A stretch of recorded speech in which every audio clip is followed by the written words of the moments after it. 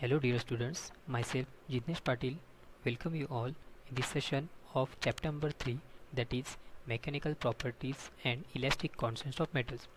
In this session we will going to study the different mechanical properties and the concept of lateral strain and linear strain, that is longitudinal strain, and also study the Poisson's ratio and also try to solve numerical based on uni-axial stress system.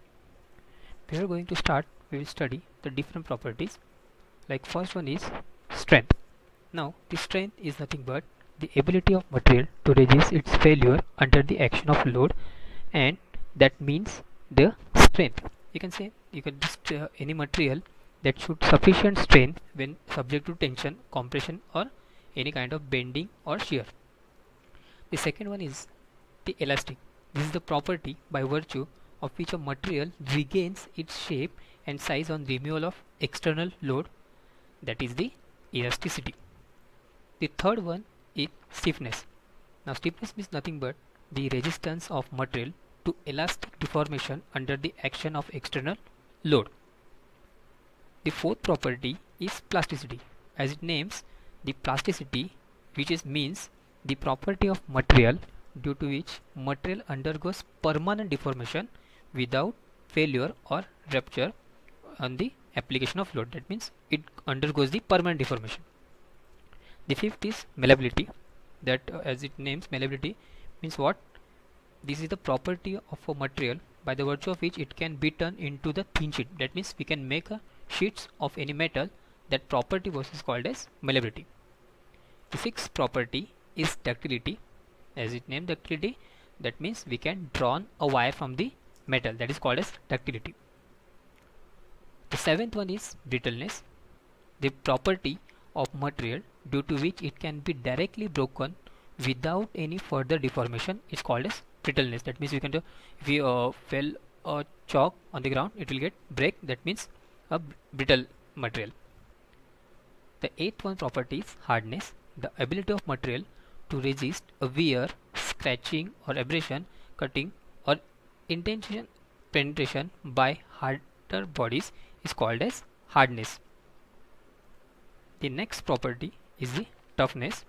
This is the amount of shock energy absorbed by material before its failure take place, called as toughness. I repeat, the amount of shock energy absorbed by the material before its failure take place is called as the toughness. The 10th property is fatigue. It is a property of material by virtue of which it resists the failure of material under fluctuating or repeated loading. And the last one is the creep. This is the continuous deformation of material which undergoes the time due to application of external steady load. It's called as creep. For example, many structural members and machine parts take place steady load for long period of time, and due to the external steady loads there is a continuous deformation of material with time cause failure, and the creep is a time dependent phenomenon. Hence creep is more for long period of time. Now we'll study what is the lateral strain and linear strain. So basically you can see a piece of bar having diameter d. It's undergoing a deformation, that is it when we pull it bar, the diameter of bar gets decreased to the small d, and the length of bar, that is L, gets increased with delta L. That means this is a change in length, the difference between the original and the new length. So now, as I mentioned, lateral strain. Now the strain which is in the perpendicular direction to applied force is called as lateral strain. That is not the line of action of force is the horizontal, and the change in dimension is the perpendicular, that is the capital D and small d. So the change in dimension which is perpendicular to the force is nothing but the lateral strain, and the longitudinal, that is linear strain, means what? The strain which is parallel direction to the applied force, that means delta L to the capital L. I repeat, lateral strain means what? The change in diameter, that is the difference between the diameter divided by the original diameter, is called as lateral strain, that is a perpendicular direction. And the linear strain means what? The strain which is in parallel direction of the applied force, that means delta L to the capital L. Now as we know what is lateral strain and linear strain, we will study the ratio between these two strain. This ratio is nothing but the Poisson's ratio. As we define, the ratio of lateral strain to the linear strain is called as the Poisson's ratio. As right here, mu, that is minus lateral strain divided by linear strain. So now this, what the negative sign indicates, it indicates the lateral strain and linear strain develop in opposite sense of nature. Means if one strain showing the positive, the other will be showing the negative, and it is denoted by mu as a right here. This is nothing but the 1 by m. So the value of Poisson's ratio generally varies between the 0.25 to 0.5. So for various materials, so common value for, if you take in the example of cast iron, it is in between the 0.21 to 0.26. These are the some relation we have to study. The as it right, E is Young's modulus, the G is nothing but your modulus of rigidity, and K is your bulk modulus as written here. So we have to keep in mind this ratio or various numerical, that is E, that is capital E is equals to 2 into G in bracket 1 plus mu, whereas capital E is equals to 3 into K in bracket 1 minus 2 mu. So these two formulas we will use in our following numericals. Let us start with your first numerical. As we mentioned, for a certain material, modulus of elasticity is 169 megapascal. If Poisson's ratio is 0.32, calculate the modulus of rigidity and bulk modulus. So we'll study this numerical. As a given, the capital E, that is a modulus of rigidity, that is 169 megapascal as it read, and the Poisson's ratio, that means mu, 0.32. We know the relation between this, that is capital E is equal to 2 into G in bracket 1 plus mu. By substituting these two value, we get value of capital G is 64.015 megapascal. Now we have to calculate bulk modulus, that means value of K. Again, the relation between the E and K we know, that is capital E is equals to 3K in bracket 1 minus 2 mu. Again, substitute this value, and by calculation we get capital K is equals to 156.48 megapascal. This is the basic numerical which we solve by using these two formulas. Now next, that is example number 2.